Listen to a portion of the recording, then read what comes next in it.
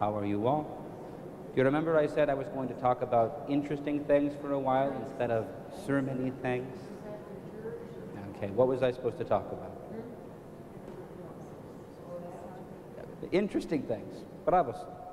You're listening. I said I was going to talk about the vestments, and hopefully in a practical sense, because I'm a priest and I spend all of my time thinking about these, well, not all of my time, but I spend a lot of my time thinking about the church and the things that are in the church and everything that needs to be done, and sometimes I just throw out these words and say, put your sticharion on, or bring me the zeon, and you don't necessarily know what all of that is. So, we're going to talk about terms for a little while, and that sounds boring, doesn't it? That's okay. I'll try to make it interesting. Anybody know what this is called? This bottom layer of the priest's vestments, the robe that goes all the way down to the floor. Any guesses? No one wants to guess. Long robe that goes down to the floor and is usually white with a gold band. I mean, we said that the Greeks are creative and they name things in a very literal sense, right? You're not even laughing. Okay. Do you remember that? What's the name for this? Proskinitarion, which means the thing that holds the stuff that you venerate. Right? What's the name for the chant stand?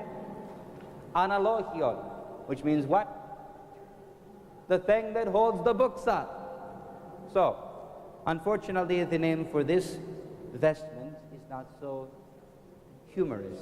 The word is sticharion, and now all of the altar boys are hitting themselves because, well, altar boys wear sticharia too.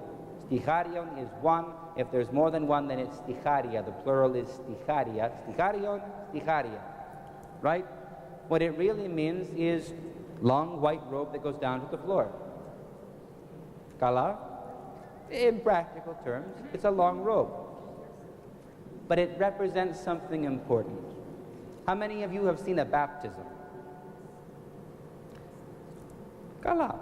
How many of you have been baptized even if you don't remember it? The adults can put their hands up too, just so that the kids know that you're all baptized too. Kala. Everybody? Tahiria? Good. Okay. Everybody's been baptized, and most of you have seen baptisms. After we dunk the baby, when he's crying and so forth, what happens next? Well, the oil is before. What do we do after we baptize the baby?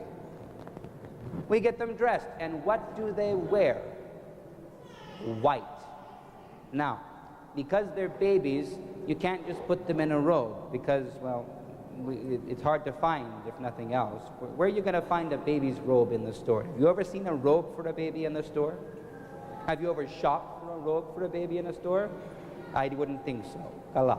But we put them in a little onesie, and we sometimes make the joke and we say it's the onesie of righteousness, but it's the hitona dikiosinis, the garment, the long white robe, the sticharion of righteousness.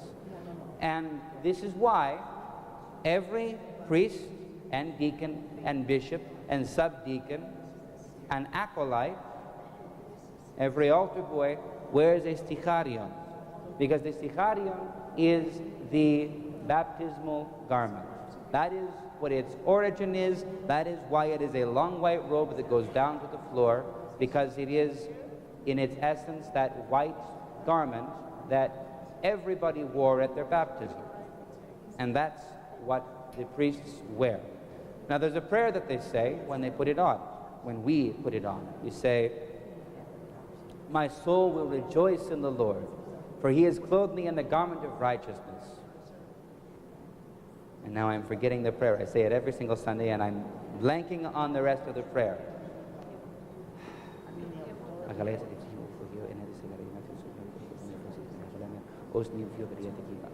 As a bridegroom, he has crowned me with a crown, and he has adorned me with ornaments like a bride. So that's why it's got the gold on it, because it's supposed to be fancy, like for a wedding. because that's what we celebrate. Every time we come and we do the service, we remember our baptism, and we celebrate the wedding feast of Christ, who is the bridegroom. And who is the bride if Christ is the bridegroom? The church. Bravo, Sue.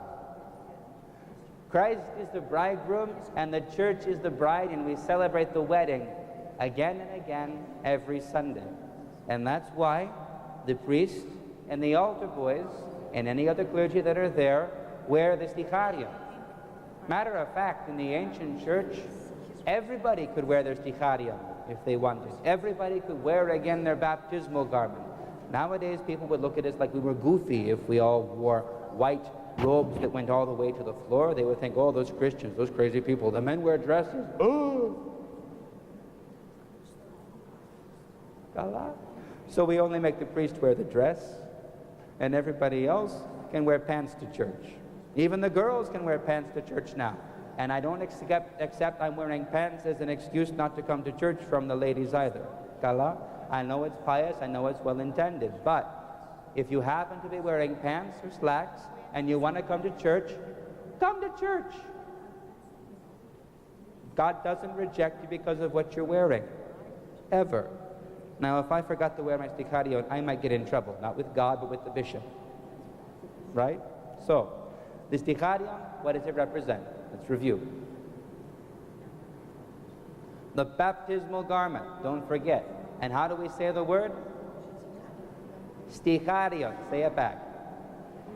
Sticharion. Sticharion.